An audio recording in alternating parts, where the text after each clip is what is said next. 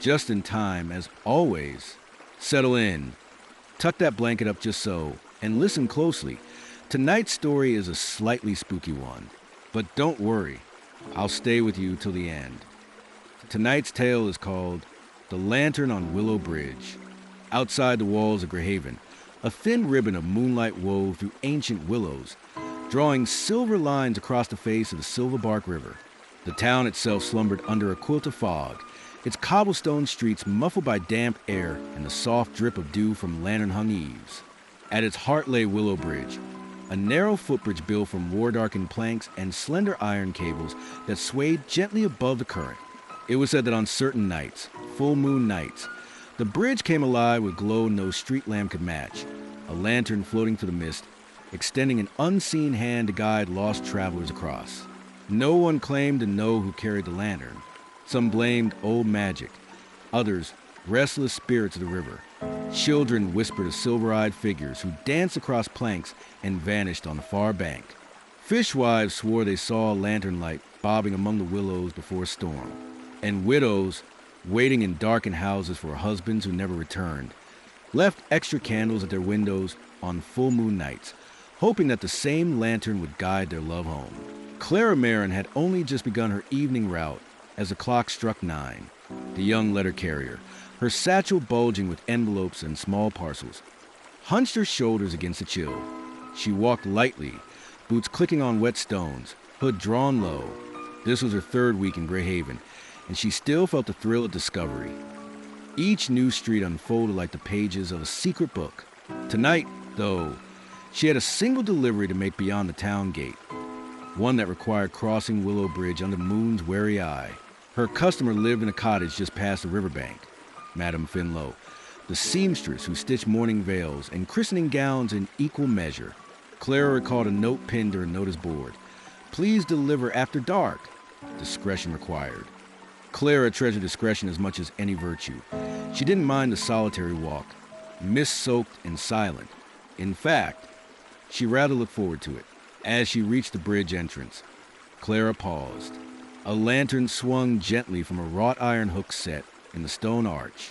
Its glass panes glowed with warm oil light, but something about it felt different.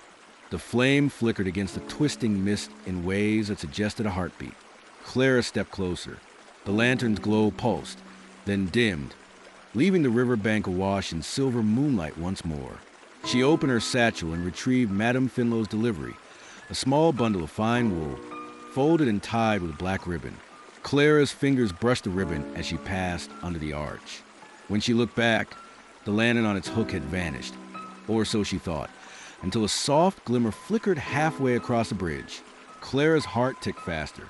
No one else should be on Willow Bridge at this hour. She crept forward, boots whispering over planks polished smooth by centuries of feet. Ahead, she saw a single lantern floating in the mist. No chain, no person holding it, just a gentle orb of golden light bobbing between cables and willows. She blinked. The lantern seemed to hang in midair, swaying as though someone guided it from within the fog. Clara's breath puffed in soft clouds. She remembered the townsfolk's warnings. Don't follow it too far. You'll lose the bridge entirely. But Madame Finlow's parcel felt warm in her hands, and Clara's curiosity burned brighter than any fear. Gathering resolve, she stepped onto the bridge, following the lantern's slow drift. Each plank creaked lightly beneath her weight. The mist curled around her ankles, cool and damp. Clara glanced down. Moonlight shimmered on the dark water far below, but the lantern's glow lay flat like a path of fire across each board. She felt as though she walked on embers, carried forward by the lantern's quiet insistence. Halfway across, Clara noticed a faint flicker behind her, another lantern, pale and wavering, hanging from the bridge's old railing. She turned. It burned a softer hue, almost blue. She reached out, fingertips grazing the glass. No railing met her hand. Confused, she stepped back. Mist swallowed the glow until only the golden lantern remained, bobbing ahead. Clara realized she was smiling. The lantern felt welcoming, like a friend offering an escort. She quickened her pace, matching its gentle drift. The fog swirled, parting just enough to reveal iron cables stretching above. In the distance, The far bank bore stands of ancient willows, their branches trailing like silver threads in haze. As she neared the river's edge, Clara caught sight of a figure. Tall, slender, draped in a coat as dark as river mud, hat brim pulled low. He, or perhaps a shadow, stood at the bridge's end, holding the lantern slightly aloft. Clara halted. The lantern's glow dimmed just enough to reveal him. His features remained hidden. Only the outline of collar and lapel, of long coat and bowed hat, stood clear.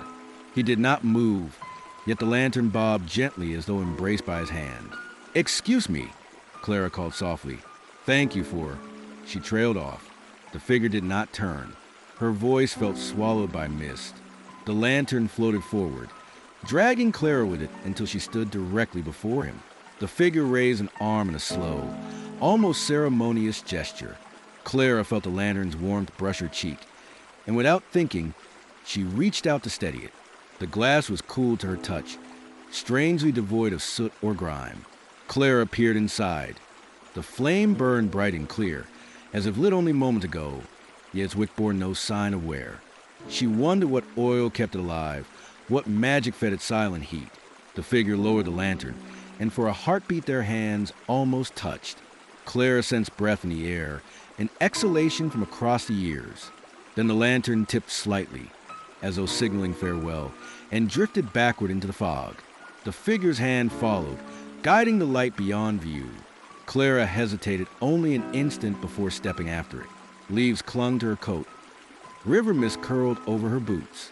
The boards rattled gently, sounding like whispered applause. Clara crossed the final plank, emerging from the mist onto the far bank.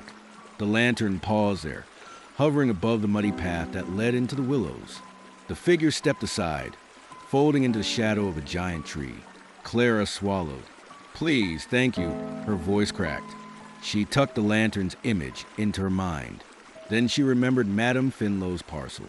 She turned, ready to head back, only to find the bridge had vanished, or so she thought, beneath the willow's drooping fronds. The far end of the bridge lay hidden by thick fog. Clara retraced her steps. 1, 2, 3 planks, but the boards now stretched into a void of swirling mist. The iron cables vanished into whitish haze. The golden lantern floated above the river, marking the path she'd taken moments ago. Panic fluttered in Clara's chest. She had to deliver the parcel. She had to return. But every step she took forward met only empty air and damp fog. Heart pounding, she called out, "Hello? Is anyone there?" Her voice echoed across mist and water, but no answer came. Only the soft toll of distant church bells, chiming midnight. Clara wrapped her arms around herself.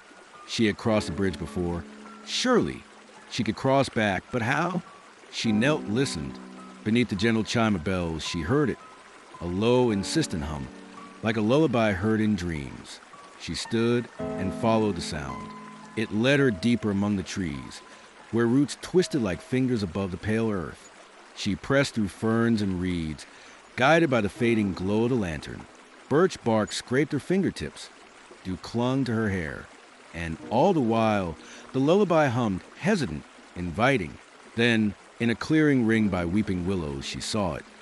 The footbridge, clear as day, its boards dark and sturdy. The far bank now solid and real. The lantern rested on the final plank, as if waiting. Next to it stood the figure, tall bowed, hat brim tilted. He reached a hand toward her. Clara hesitated, then stepped forward. The lantern snapped to life at her touch, burning bright as the moon above. She felt courage fill her chest, steady as the boards beneath her feet. She lifted the lantern and crossed the last plank. As she stepped from with a cobblestone, mist peeled away like gauze, revealing the riverbank path to Madame Finlow's cottage. Clara exhaled, heart racing, wonder pulsing in her veins. She wrapped her coat tighter, tucking the lantern's warmth into her memory. She glanced once more at the bridge. The lantern was gone, the figure vanished, the board silent. She knew then the lantern guided those who needed safe passage, and that its keeper watched in the mist, lighting a path through darkness. Clara turned toward the soft glow of candlelight in Madame Finlow's window, parcel in hand, and walked forward on steady, sure feet. Clara Merrin awoke the morning after her first crossing of Willow Bridge with the lantern's glow still dancing behind her eyelids. She found herself lying in her small attic room above the post office, moonlight fading to dawn through gauzy curtains.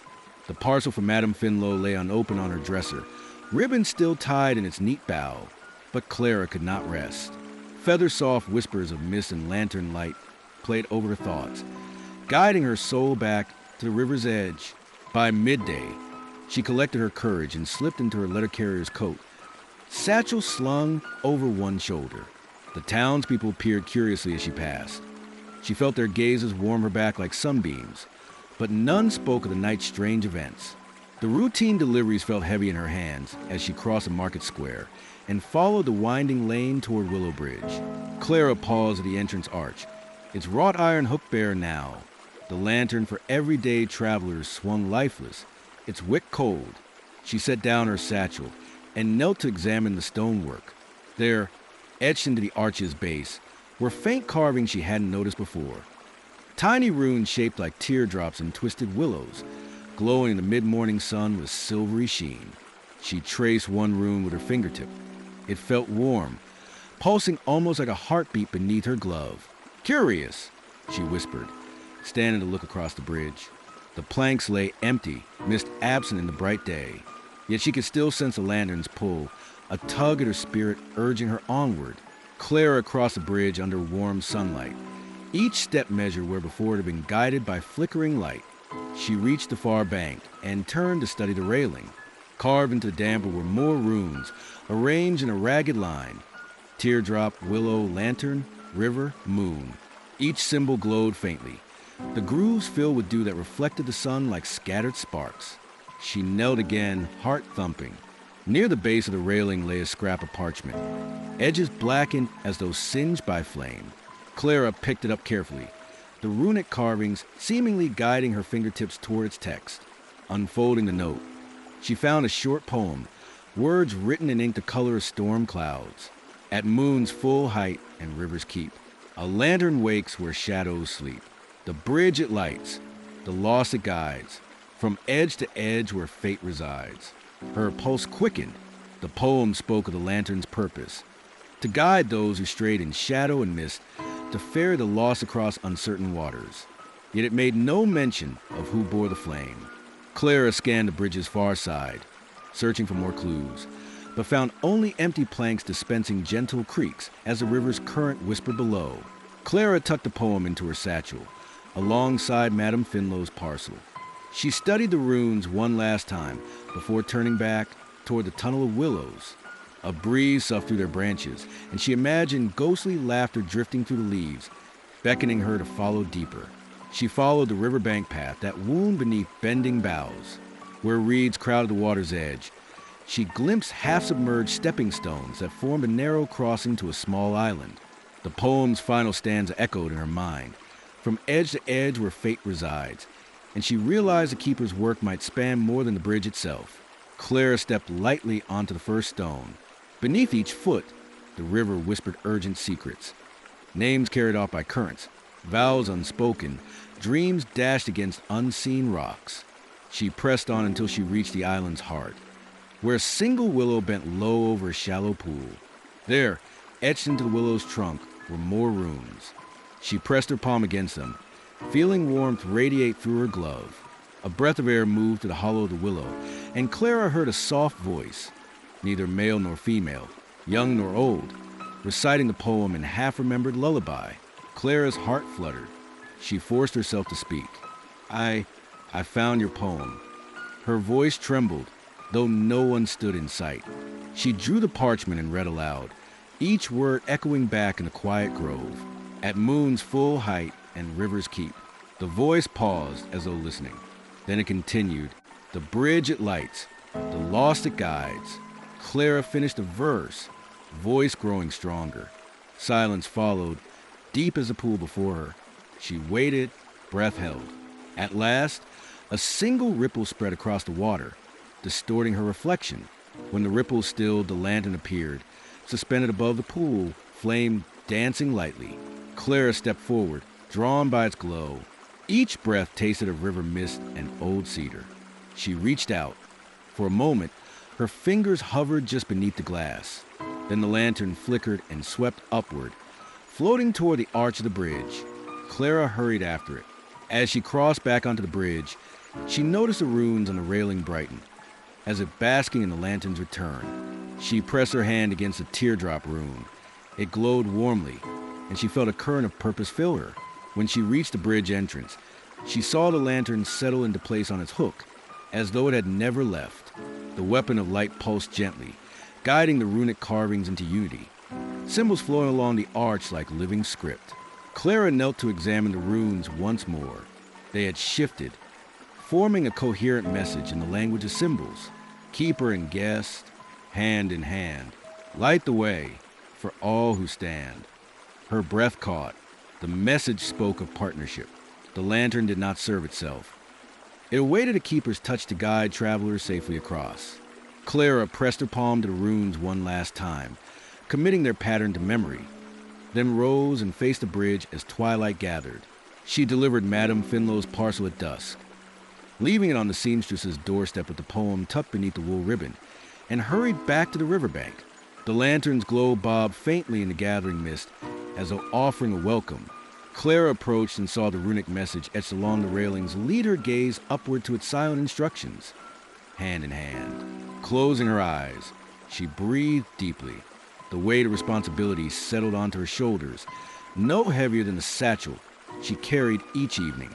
When she opened her eyes, the lantern's glow seemed to wink knowingly. Clara reached out and lifted the lantern from its hook. The flame warmed her palm without scorching.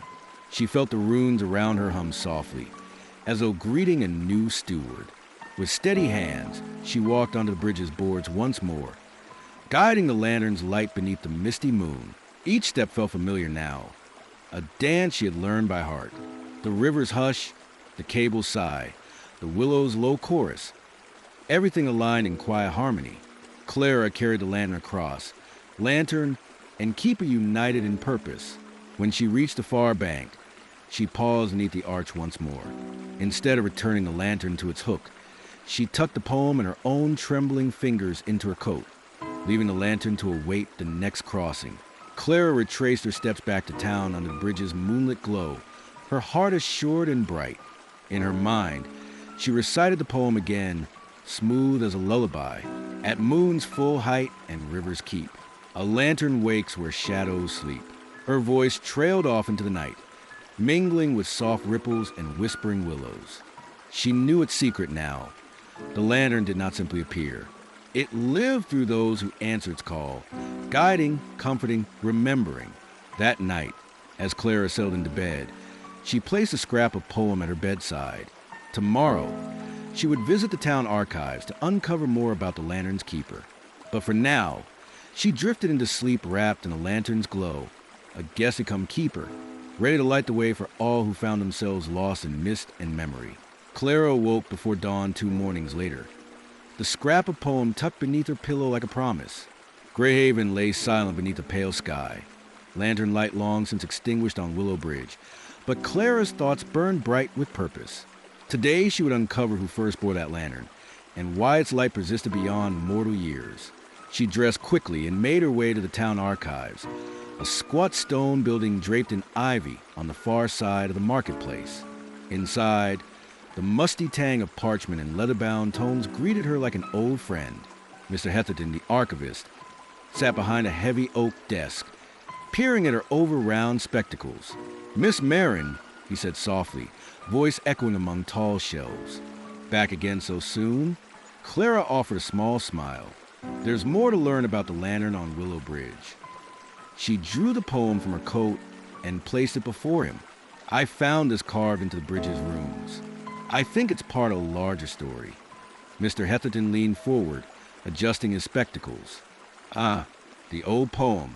I've heard fragments, but never the complete text." He tapped a pile of ledgers beside the desk. "Let me see what I can find." He stood and beckoned Clara to follow down a narrow aisle of books.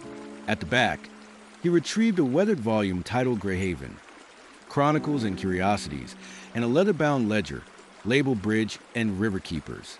They returned to the desk, and Mr. Heatherton opened the chronicle first.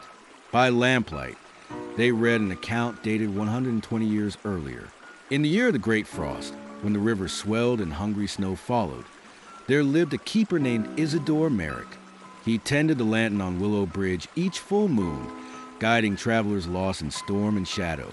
His kindness became legend, for even when the bridge grew slick with ice, he bore the flame steadfastly across wind and water. Clara's breath caught.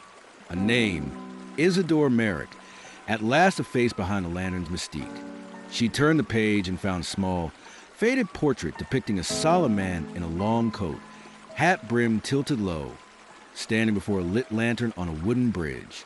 His eyes, though painted in dull charcoal, seemed to hold a gentle sorrow. Next, Mr. Heatherton opened the bridge and river keeper's ledger.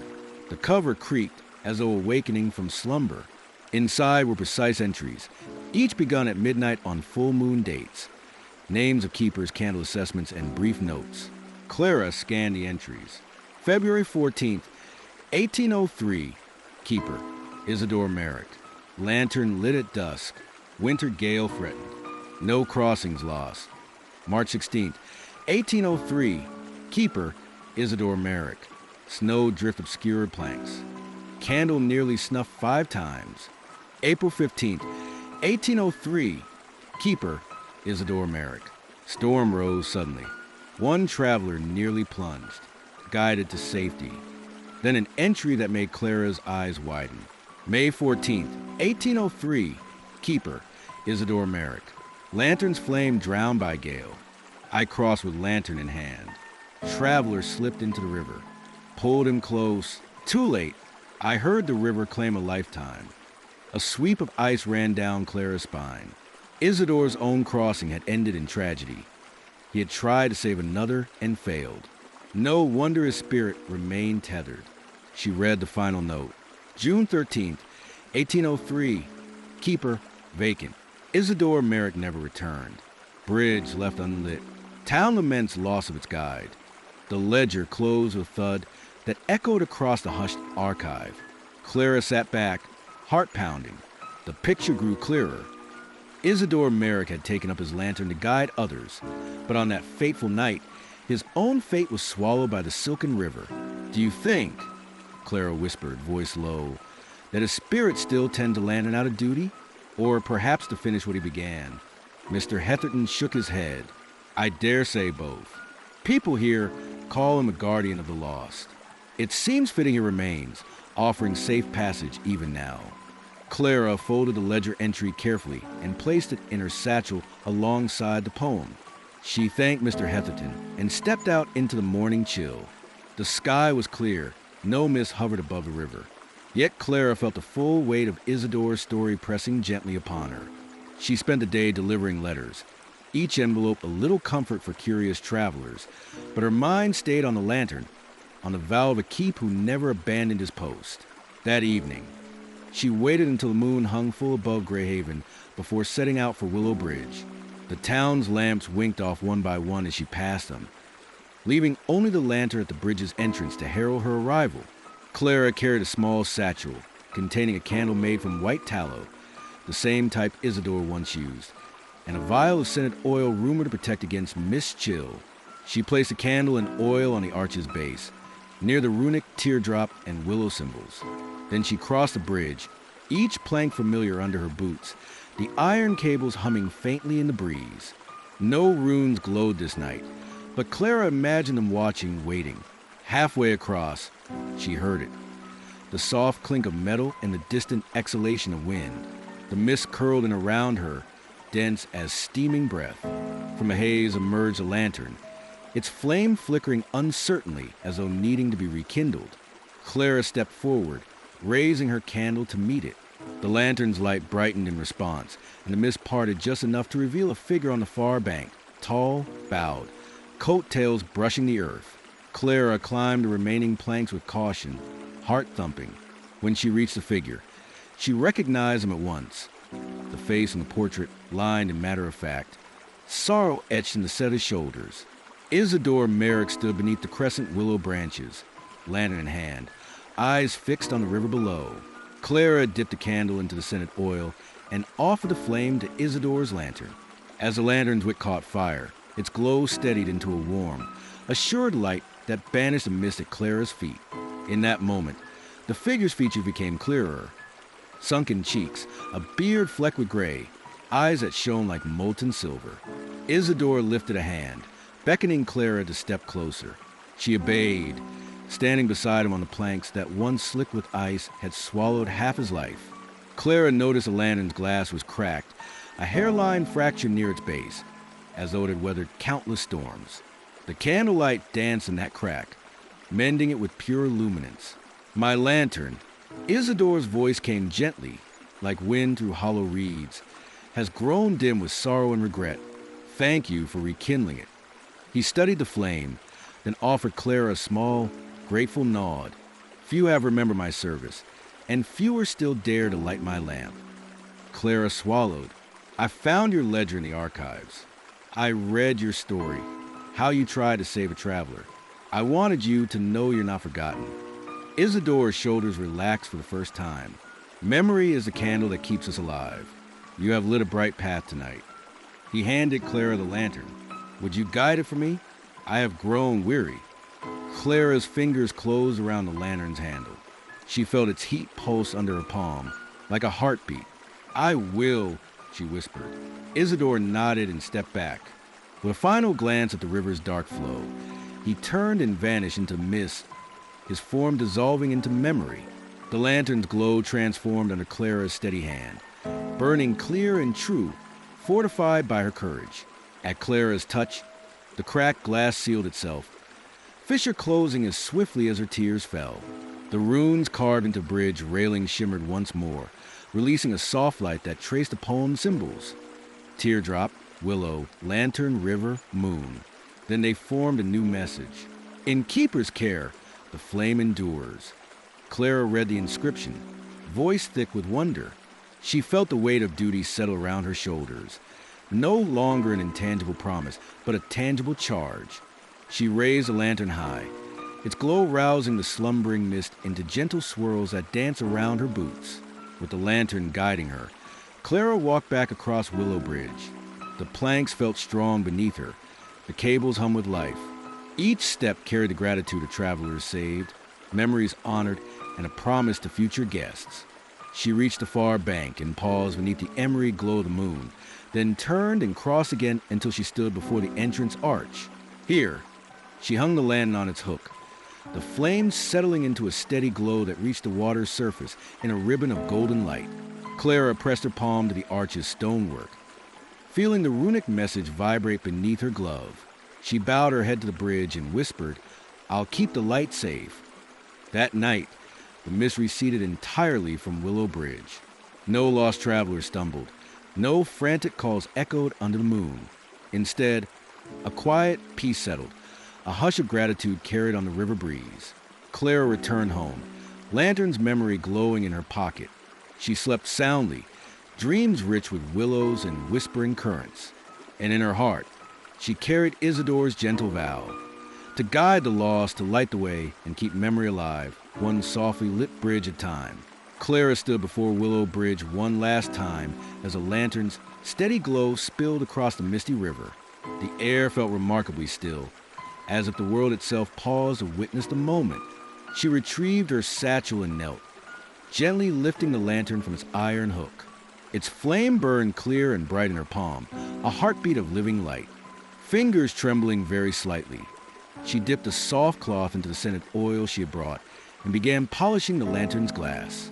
Each swipe revealed more of the lantern's polished brass frame, catching reflections of the moon and whispering willows in shifting patterns.